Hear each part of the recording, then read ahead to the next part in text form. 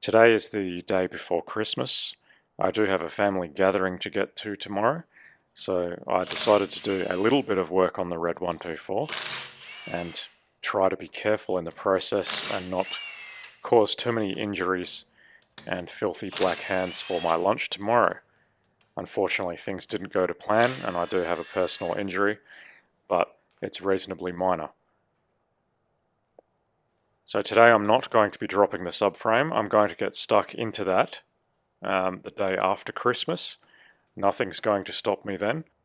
But for today, I'll do a little bit of work. I'll at least get these atrocious rear brakes removed. Nothing here is particularly difficult. These are 17mm bolts. They're single use only. You're supposed to replace those caliper bolts anytime they're taken off. The new ones do come with the pre-applied thread locking compound. Whether I reuse them or not is another question. I'm not sure if I have new ones. I sure as hell will not be using these discs. I have new ones ready to go and new ceramic rear brake pads to go with my new ceramic fronts as well. Obviously you should not be letting the caliper hang on the hose like that, but these hoses are all going in the trash, so I don't give a toss about them.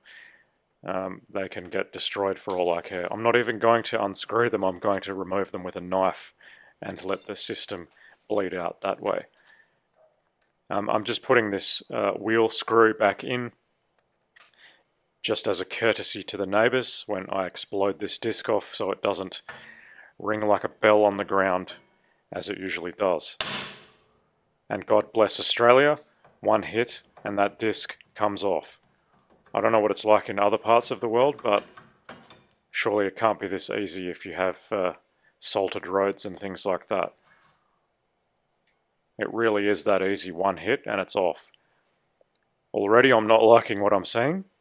It looks like there's metal on metal contact with the parking brake. The surface looks rather atrocious in there, and my suspicions were proven correct. By looking at these shoes, you can see there's basically no material left. It's either delamination or they've been dragging and eaten all of the material away. And some clown has extended that adjuster almost the whole way out to compensate rather than putting in a cheap set of brake shoes. Obviously I have everything new, so that doesn't matter. I would not be using garbage like this with cracks in it anyway. Unfortunately, my new set of shoes did not come with springs, so I'll probably clean up and reuse those originals. This is not mandatory for now. I'm just playing with my impact wrench. I still haven't found its limit yet. Yeah, I have not stopped being impressed with it so far. Just getting onto the other side now. This side was slightly more difficult, even starting to remove the wheel. It was somewhat fused to the hub, but again, one hit and that's off. And again, we can already see an atrocious looking disc. And yeah, just playing with my impact again, this isn't mandatory. I will be taking these shafts out and replacing the boots. I did notice that the boots have cracks in them. They haven't cracked all the way through, but at some stage they will.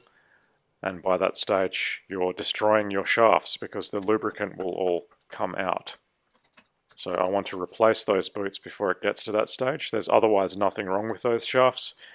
I think if you get on top of replacing those boots on time, you can expect a very long life out of those shafts.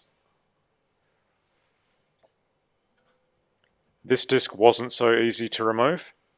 It did require a few hits. It wasn't the parking brake dragging on this side. It genuinely was just rusted to the hub. I probably could have hit it harder and got it off in one go, but again, surprisingly, being courteous to the neighbours, they do have young children, and hearing brake discs being smashed with a sledgehammer will probably make them cry.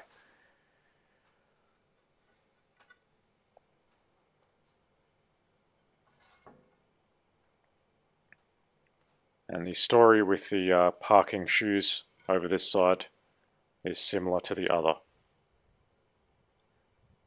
There's even more of this hazardous material inside. You really don't want to be breathing that shit in. As soon as I got to this stage, I hosed off the entire area and the shoes as well. The discs and the shoes went straight in the trash. I will not be keeping those. As you can see, the floor is wet. I don't want to be breathing any of that garbage in. So that's the springs removed and the shoes removed. Just out of interest, these little springs are the biggest pain in the backside to remove, but there is a cheat. The rear side that you stick your screwdriver into does have basically a reference of where that front hook is pointing. It is in exactly the same direction as that hook at the end. So if you can use that as a guide to know where you are, removal is pretty easy. One of these springs is a bit damaged.